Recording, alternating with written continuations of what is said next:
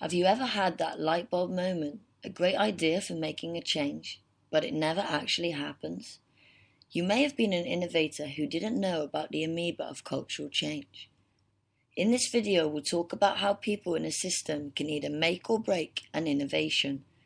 We always have those individuals who believe change is too difficult or not worth the effort.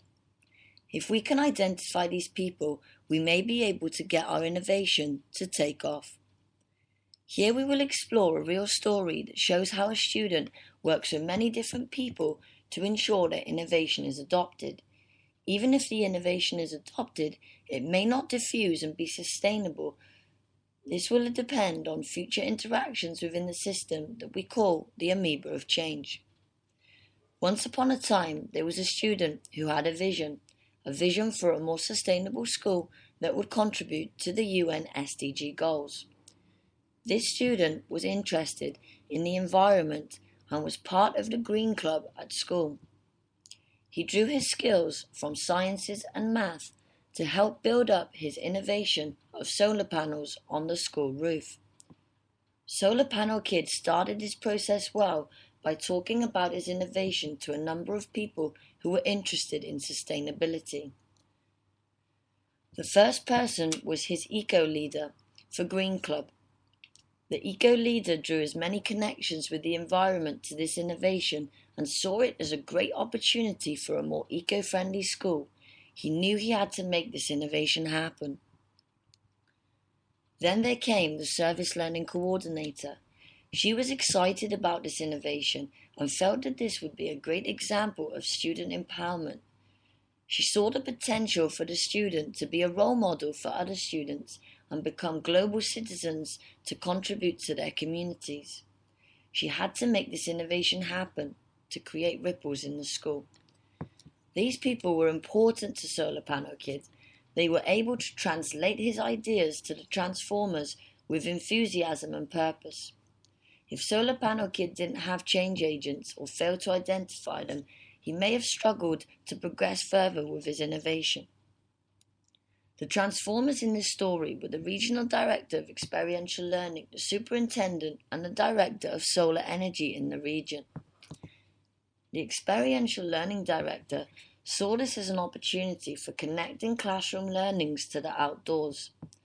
If the innovation was adopted by one school and successful, there would be a strong possibility it could diffuse to other schools, which would be great for this director's reputation in the region. The superintendent saw the potential of this project to be received well by the mainstream. The mainstream would be communities, including parents and teachers and students, who have been talking lots about innovative projects to improve the education at the school. The solar panel director works with many businesses within Singapore to sell clean and affordable energy. In his eyes, he knew that the mainstream would want to see the educational purpose behind such an innovation, so he was able to provide a dashboard that would translate numbers and figures into educational opportunities. Having worked with other schools, this person knew how to translate his innovation to be received by the mainstream. By the change agents reaching out to the transformers, the innovation could take place through the controller. This was the superintendent, who would decide that this would be an amazing innovation for the school and be received well by the community, who were the mainstream. This controller was key to the process, and getting his ideas filtered up to this person was pivotal. The CEO of the network of schools now has Solar Panel Kid working with multiple schools in implementing this innovation. This is where things become more complex, and the Solar Panel Kid needs to think about different roles within other environments. A reactionary may be present, such as a head of maintenance. Pressures may be placed on maintenance staff to become more efficient with their job.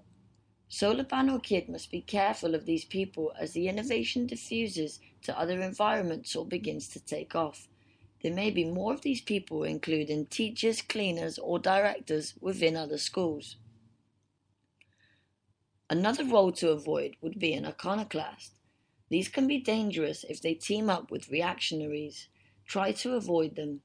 They may be a gym club leader who has strong beliefs surrounding equity and opposes changes that reinforce power structures.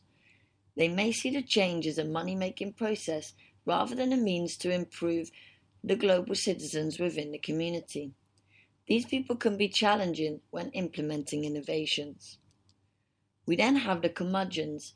In this situation, this may be an old eco director that may have been knocked back many times. They may now give up on proposing new ideas and feel that this is a waste of time.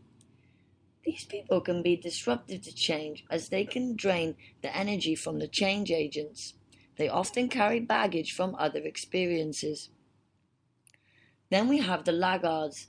These are seen as slow mainstreamers. They could be maintenance staff who don't want to have change to their schedules to maintain the solar panels. These people will be slow to adopt the innovation, and it may be a challenge to get them to support the process. Solar Panel Kid should be aware of these people as he tries to get his innovation to take off. We may also have a spiritual recluse present. These people may be wise and have lots of experiences within this area. Solar Panel Kid could gain advice from these people, and they tend not to get involved in meetings and heavy discussions, but are happy to advise. In this story, they may be older teachers or directors. So there we have it. There is our amoeba of cultural change. So ask yourself this question: who is present in your system and how may they influence your innovation? And remember, how can you be sustainable with your ideas?